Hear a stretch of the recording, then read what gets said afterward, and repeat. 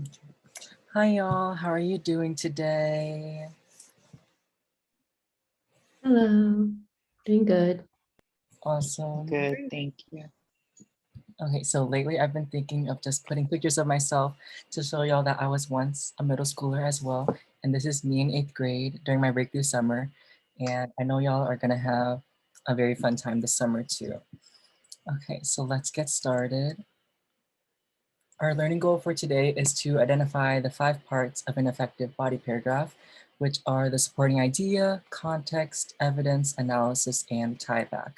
I've also created this cute little SKEET acronym for y'all to memorize, but luckily you guys don't need to sing it today. I'll sing it for you. Oh, kind of nervous. And moving on, can someone tell me what this picture represents from last class?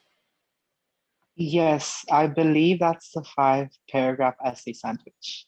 Yes, beautiful Alon. So this essay sandwich that we talked about last week has basically 3 parts: the intro paragraph, the body paragraph, the middle sections, and the conclusion paragraph. And today we're going to talk about the components of a body paragraph. And I'm going to need y'all's help with reading this paragraph. So the order can be Alon, Carla, then Aranza. And Alon, you can start us off. Yes, the Vietnam War is one of the most controversial events in the 20th century due to excessive violence. As a result of their Cold War, the United States and Soviet Union waged a series of wars in small countries like Korea and Vietnam. In her book, Never Forgets the Bombs, Mary Blue writes, America dropped 2 million tons of bombs to take over the communist Pathet Lao, who were allied with the Soviet Union, making Laos the most heavily bombed country in world history. Protests across the USA launched. Because of the cruel nature of the war, the bombs, movements like the hippie counterculture were sparked. The results were tragic, influencing many American citizens to speak out. There are various opinions on whether the Vietnam War should or should not have happened, and the war's brutality has played a vital role in this discussion. Lovely. So we're going to start off with identifying the first sentence.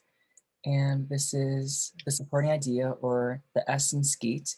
And we know this because, like we talked about last week, your thesis usually has 3 subpoints that you're going to address in each of the body paragraphs. And in this case, we can see that the argument is that the Vietnam War was controversial, and the subtopic is due to excessive violence, in this case, excessive war violence. And moving on, we have our context, which kind of leads up to your evidence because not all readers have read the text that you're citing, and it's important that you're laying down a foundation for their knowledge. And for this specific section of context, I personally might add a little more, such as the United States wanting to fight against communism during the Cold War. That's why the Cold War was sparked. And I think that would be extra helpful information for the reader. And next we have our evidence, which in this case is coded, but also you can paraphrase evidence as well. And we're gonna dive into citations and footnotes next week, so don't worry about that for today. And finally, we have the analysis, which is the A in SKEET, and this is examining your evidence in relation to your supporting idea and how it supports that topic sentence in this body paragraph.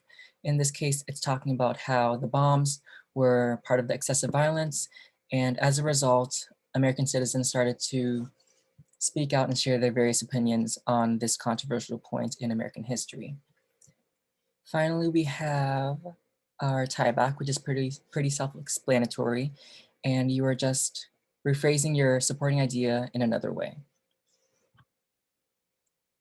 So why is this important? Why should we be able to identify parts of a body paragraph?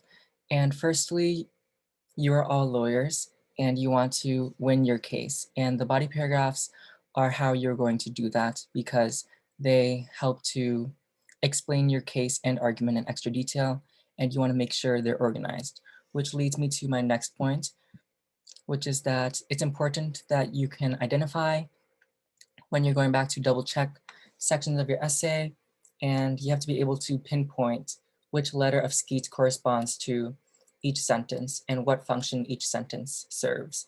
Because if you're unable to do that, then chances are your reader might have a tough time understanding the flow of your argument, and you wanna avoid this. And oh my goodness, I have a song now. I'm gonna have to sing.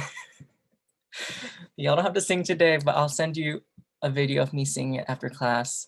And also I'll send you this whole PowerPoint too, so you guys can have all the notes in case you weren't able to jot things down. Okay, 1, 2, 3. Skeet, skeet, skeet, I'm a lawyer, lawyer, lawyer. Gotta introduce a supporting idea. Skeet, skeet, skeet, you're a lawyer, lawyer, lawyer. Gotta give some context information. Skeet, skeet, skeet, they're all lawyers, lawyers, lawyers.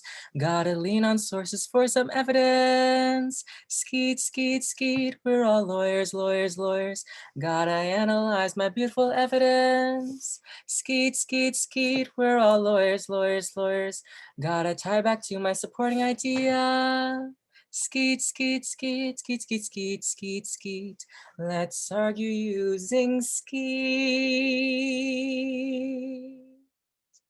Yes, thank you. I have my Broadway due. Thank you, Carla, for that applause. Thank you, girl.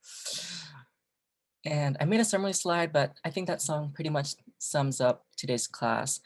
And if y'all have any questions, comments, or concerns, just feel free to share them now. If not, it's totally fine. Come to my office hours later, or I'll see y'all during lunch or during the school meeting and we can talk then, or send me a quick email. Y'all have any at all today? No problem. Okie dokie, y'all have a great rest of your day. Bye. Thank you.